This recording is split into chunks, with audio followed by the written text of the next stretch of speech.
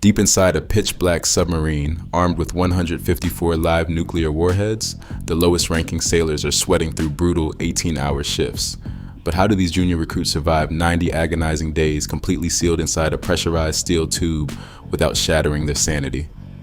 Let's crack open this multi-billion-dollar underwater coffin and witness the terrifying breaking point of the human mind. Right now, at this exact second, the USS Gerald R. Ford CVN 78, a $13.3 billion apex predator, is cutting through the Pacific Ocean at 30 knots. It displaces 100,000 tons of steel. Its daily operating cost, a staggering $8 million. This is the absolute pinnacle of naval supremacy. But strip away the classified AN/S PY-4 radar arrays and the EM/LS electromagnetic catapults, and a jarring reality emerges. Deep within the suffocating belly of this floating leviathan, an E-1 seaman recruit exists in exactly 1.5 square meters of personal space.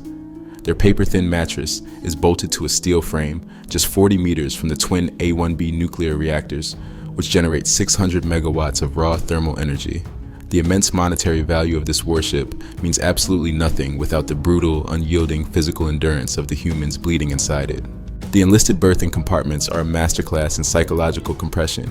You have 60 exhausted sailors packed into a steel cage originally designed for 40. Bunks known as racks are stacked 3 levels high. Each rack measures precisely 78 inches long, 28 inches wide, and offers a suffocating 18 inches of vertical clearance. Sitting upright is anatomically impossible. You slide in like a torpedo into a tube, but the true enemy is the unseen atmosphere. A supercarrier has a population density drastically exceeding Midtown Manhattan, sealed inside a pressurized cylinder. The mammoth HVAC system recycles 3.5 million cubic feet of air daily. Yet deep in these lower decks, this continuous recirculation creates severe microzones of oxygen depletion. You are breathing dense, heavy air processed through the lungs of 5,000 other crew members. It is heavily laced with the metallic tang of JP-5 aviation fuel and toxic industrial solvents. It is stale, it is thick, it actively suffocates the central nervous system. Then the climax of sensory assault hits. At 0200 hours, the ship executes a high-speed tactical maneuver. The colossal underground exhaust ducts violently shudder as the nuclear reactors vent excess thermal load. The structural vibrations rattle the marrow in your bones. The ambient temperature in the berthing compartment instantly spikes to a blistering 35 degrees Celsius. Humidity maxes out. Thick, hot sweat drips from the metal pans of the upper racks directly onto the faces of the sailors below. But there is no panic. There is only an unbreakable iron discipline forged through absolute hardship. Dozens of 18-year-old sailors forcefully clench their jaws. They aggressively command their exhausted biometrics to shut down, forcing their brains into a rapid state of artificial coma. They must. In exactly 210 minutes, the piercing shrill of the general quarters alarm will scream. They will be violently thrust back into a 16-hour high-stakes operational shift where a single microsecond lapse in focus means catastrophic death. Stop and truly ask yourself, could you successfully close your eyes and fall into a deep, restful sleep, knowing that just one single half-inch steel deck directly beneath your spine sits a heavily armored weapons magazine, a magazine packed floor to ceiling with hundreds of live 2,000-pound GBU-31, JD-M smart bombs silently waiting to be armed. These junior enlisted sailors courageously endure the unimaginable crushing horrors of modern maritime deployment so that we never have to. If you truly respect the exceptionally brave men and women who willingly sacrifice their precious youth, their daily comfort, and their mental sanity to keep this massive naval war machine running, forcefully hit that like button and subscribe right now. It is the absolute minimum we can do to properly honor their profoundly silent, unwavering resilience. But chronic sleep deprivation is merely the deceptive prologue. When they finally climb those claustrophobic steel ladders and breach the flight deck, they will immediately face a relentless mechanical meat grinder. The moment that heavy steel hatch violently swings open, atmospheric pressure instantly crushes your chest. Welcome to the roof of the world's most dangerous floating airport. Here, a meticulously choreographed ballet of lethal machinery operates under conditions that aggressively defy basic human limits. The public naively assumes a supercarrier possesses an infinite supply of spare parts. That is a fatal misconception. In the unforgiving reality of the open ocean, naval logistics frequently shatter. When a classified subcomponent for the AN/S PY6 radar abruptly fails, you cannot simply order a replacement. Supply lines stretch across thousands of miles of actively contested waters. When these critical logistical bottlenecks inevitably choke the fleet, the crushing burden of maintaining tactical operational readiness slams directly onto the bruised shoulders of junior enlisted personnel, specifically the aviation machinists mates AD and aviation electricians mates AE. These young technicians do not operate in sterile, climate-controlled laboratories. They kneel directly on a scorching, non-skid flight deck heavily coated in corrosive hydraulic fluid. They violently battle relentless 50-knot ocean crosswinds and the suffocating exhaust of idling jets. A standard 12-hour operational shift is a pure, bureaucratic fantasy. When the critical F414-GE-400 turbofan engine suffers an abrupt compressor stall right before a combat sortie. That routine shift brutally stretches into 16-18 and routinely 20 hours of agonizing physical labor. We must analyze the terrifying vulnerabilities of these systems. The raw survival of this entire carrier air wing depends completely on the green shirts, the highly specialized aviation boatswain's mates. They master the ship's heavy recovery systems. They do not merely operate machinery. They must possess the forensic vision of a trauma surgeon. They are tasked with methodically inspecting the heavy steel cross-deck pendants of the Mark 7 arresting gear system, inch by tedious inch. Armed with nothing but a flashlight and exhausted eyes, they desperately hunt for microscopic fractures in the woven steel strands. A single, totally invisible micro crack in a steel wire rope when subjected to the sudden violent kinetic trauma of a recovering heavy fighter jet is a ticking time bomb. It is a catastrophic mechanical failure, silently waiting to execute everyone standing in a lethal radius. This unbearable psychological tension reaches its absolute zenith during nighttime flight operations. A pitch-black ocean. Zero visible horizon. Suddenly, a 22-ton F-35C Lightning II stealth fighter drops out of the heavy cloud cover. It is plummeting toward the pitching deck at a terrifying velocity of 240 kilometers per hour.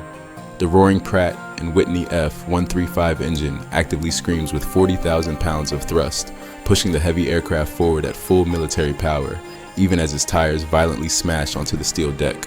The fighter's heavy titanium tailhook aggressively slams down, hunting for the target wire. Bam!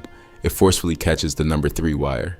In 2 terrifying seconds, the heavy, arresting cable violently stretches from a dead stop to its absolute maximum tensile breaking point, instantly absorbing millions of foot-pounds of kinetic energy.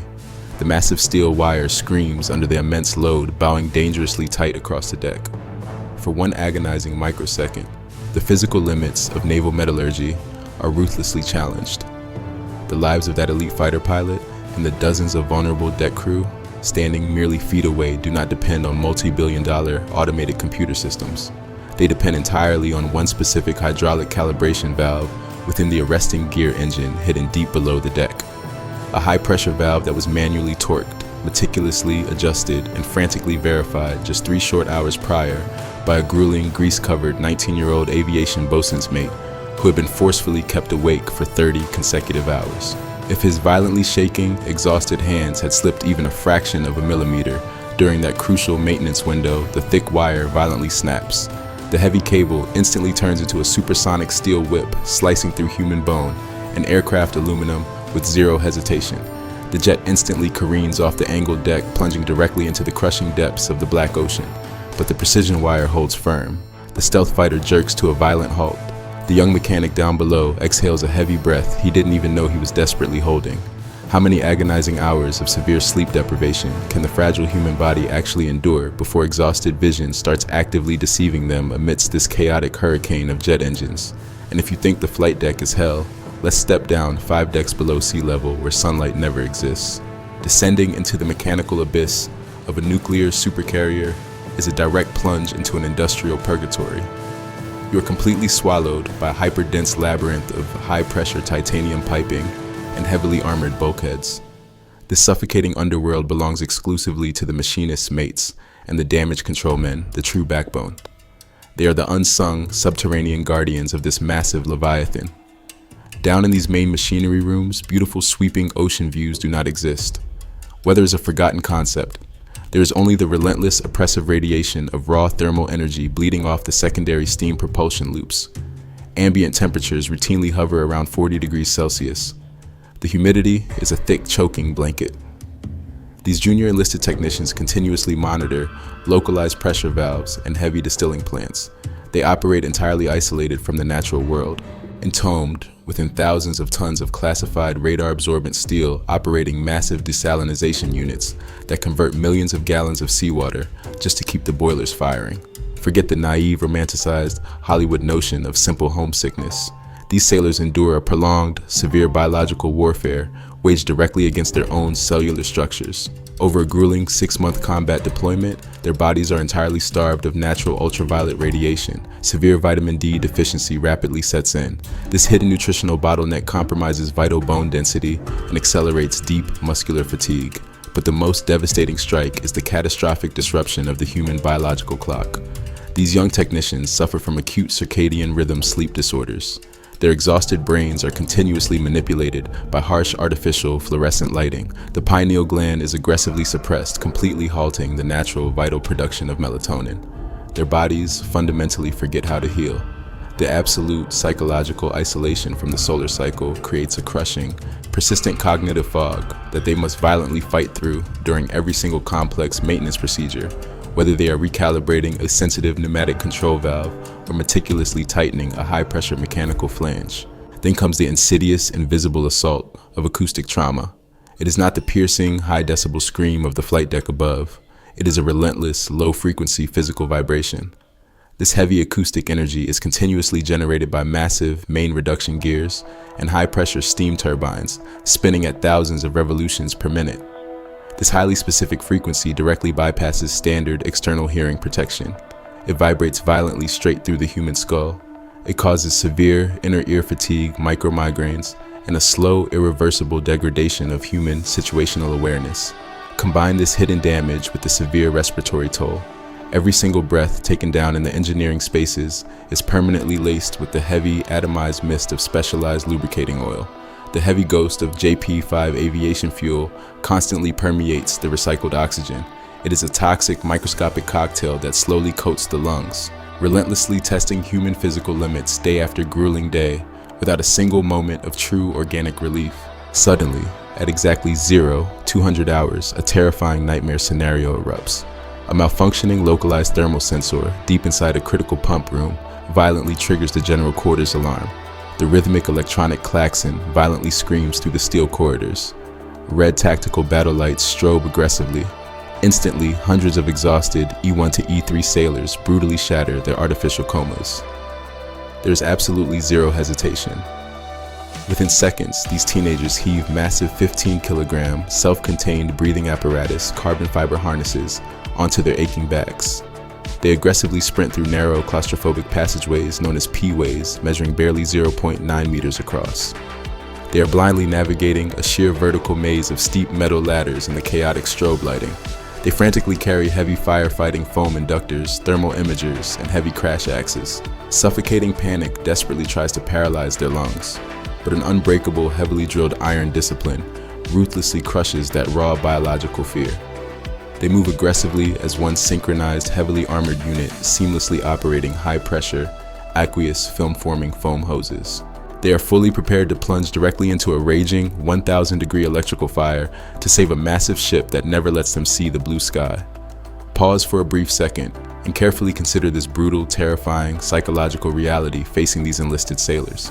How exactly do you keep your fragile human mind from completely shattering when the fundamental concept of day and night is completely erased from your brain forever? Amidst this cold killing machine, wrapped in ultra-hard steel, the only thing keeping their hearts from turning to stone is incredibly fragile. That fragile anchor is their unbreakable camaraderie. Down in the suffocating depths, human connection aggressively supersedes mechanical coldness. The public visualizes a supercarrier as a floating culinary operation. The logistics are staggering. The culinary specialists tirelessly manufacture massive quantities of food, churning out precisely 2,500 pizzas to feed a crew of 5,000 sailors during a single brutal cycle. But the harsh logistical reality of oceanic deployment is a ruthless countdown. Exactly 14 days after leaving port, the fresh vegetables completely disappear. The crisp apples vanish. The supply lines physically cannot sustain perishable goods. The daily menu rapidly degrades into a monotonous, highly processed repetition of frozen meats and dehydrated starches. True morale does not magically materialize from the ship's fabled soft-serve ice cream machine. True morale is forged in the deepest grease-stained corners of the main machinery rooms. It is born when three exhausted 19-year-olds huddle over a heavily modified, chemically heated meal ready to eat MRE. They silently share a single packet of jalapeno cheese spread beneath the deafening roar of a high-pressure steam valve. That shared physical deprivation cements an absolute brotherhood. This invisible underground support network among the junior enlisted personnel is the ultimate psychological failsafe. It is far more critical than any automated defense system. When the ship suddenly enters River City condition, a total heavily enforced satellite communications, blackout for operational security, every single connection to the outside world is violently severed. No emails, no video calls, zero contact with wives, husbands, or newborn children. The psychological pressure cooker threatens to explode. During these dark, isolated weeks, the E1 to E4 sailors actively save each other. They quietly cover for a brother whose trembling hands drop a wrench. They pull a sister away from the psychological abyss of extreme depression. They absorb the crushing mental shockwaves together. They do not report every minor infraction to the high-ranking officers. They handle it internally. They protect their own. Then, after months of this grueling subterranean purgatory, the climax of their deployment finally arrives. The massive 100,000-ton warship slowly navigates into home port. The visual contrast is absolutely staggering.